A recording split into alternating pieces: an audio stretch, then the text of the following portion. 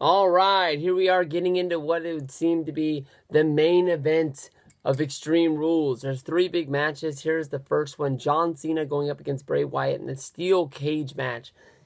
Inside the cage. I thought it was pretty cool for the effect of the promo that, it also really kept the Wyatts and the kids out of the ring for that fact, for them not having to, say if, like, it was Bray really controlling that choir to the fact that he hypnotized them with his mind, that they came down there and they sing them, or were they, real members of the Wyatt clan as little kids, and they were out for blood. And if the cage wasn't there, maybe that's what separated them from ripping into the ring and like little zombies attacking John Cena and ripping him from limb to limb and sucking his blood dry.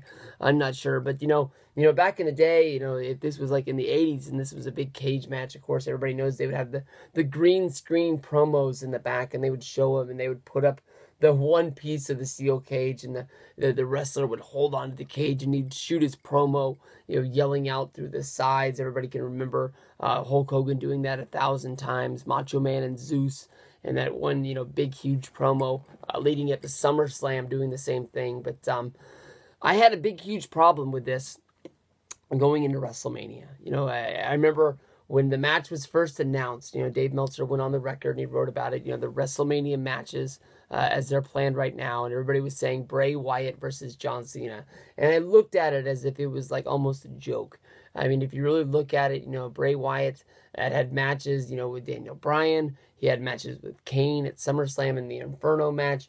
And, he was at a place, he had a lot of fanfare when he came in, delivering the Wyatt promos. Everybody knew that, he was really good in NXT. And how far would they let him go in WWE? A lot of people felt that if they took the ropes off him and they just let him be himself, this was really going to go far. But I didn't really believe that he was going to get John Cena. John Cena is always a guy that has that match at WrestleMania. We've seen him wrestle, guys like Triple H, Edge, Shawn Michaels.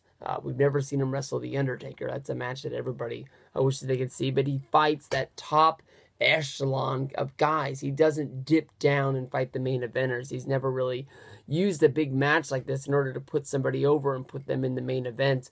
Everybody can remember the match that I always pushed so hard, the Bash 09, John Cena versus The Miz. I thought that they were really going to put Miz into a spot where he really mattered in WWE, and they used that spot to just really kill The Miz and just, make sure that John Cena was on the card.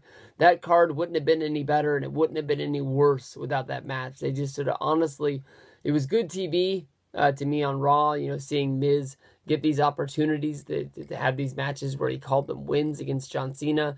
And, he was already a guy that mattered. It just sort of seemed like it made people hate him a little bit more because he was getting these wins over John Cena. But, I didn't need that on the Bash 09. It just didn't help me to see the guy that I was really hoping to see, get a win. But, then again, even though in 2009, here we are in 2014, John Cena is the guy that so many people, watch his matches because they're hoping this is the one that Cena actually loses. This is the one where, maybe Cena actually flips out and turns heel. And that's what, a lot of people saw from that promo on Monday, that he's really slipping into a different place that we've never seen him before. Every time we see Cena sort of worried, it's always the first time we've ever seen, John Cena this worried before. But to me, honestly, this is on the same show that we saw John Cena grant 3 separate Make-A-Wish dreams and, really help 3 kids out. If you turn him heel, if he starts becoming the guy who wears the black hat and, he's the guy who hunts down Daniel Bryan, or, joins Evolution and the Authority, or starts growing a beard and wearing, a Bray Wyatt hat, he's not really going to be having the chances to do those things. John Cena is going to be a babyface from here almost to eternity. I wouldn't be surprised if he never does the Hulk Hogan NWO turn. And so many people complain about John Cena being the huge babyface that they never notice that, that they keep watching because they keep believing that this heel turn is coming, that it's working for them to keep him the way that he is, wearing the neon green shirts and wristbands and having all the little kids believe in him. As I was a kid and I was watching wrestling, my dad really never really took the effort to watch with me. I'm not a second generation wrestling fan. I know that a lot of the kids that are my age, who have kids that are a little bit older that watch wrestling, the kids love John Cena, and the parents watch wrestling and hating him. But I'm sure that if my dad was a second generation wrestling fan, he would have been watching what I was watching and wanting somebody to rip Hulk Hogan's head off at the same time. So I think that he's filling a void in wrestling that everybody has.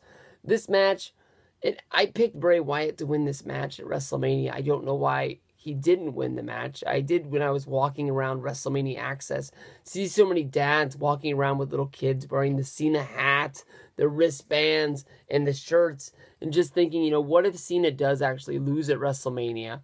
All these kids are going to be crying. How many of these dads are actually not real wrestling fans? They just, had the money, had the vacation time, and said, why don't I take my kid on a vacation that they really want to see? I'll take him to WrestleMania.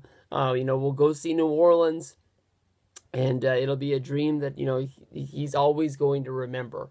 John Cena, he gets killed at WrestleMania. All these kids came so far. The dad spent so much money, and, do they go back to WrestleMania next year?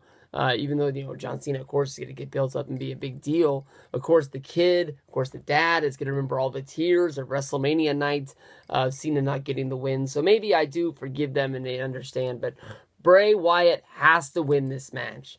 I don't think it's going to have the same effect of if Bray Wyatt won at WrestleMania. Everybody's always going to remember the WrestleMania match.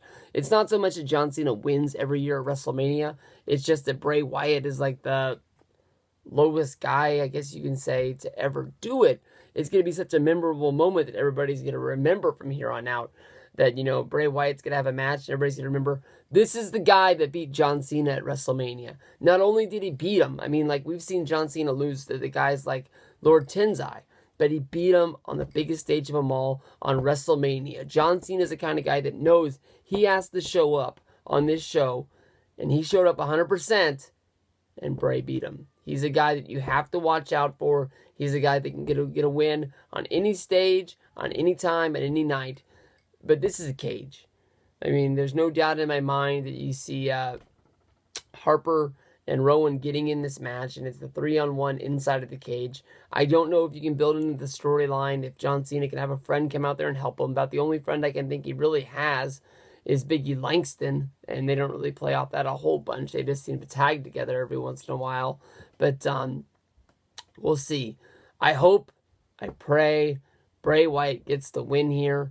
It's fun to see him up against Cena, and we'll see what happens. Extreme Rules.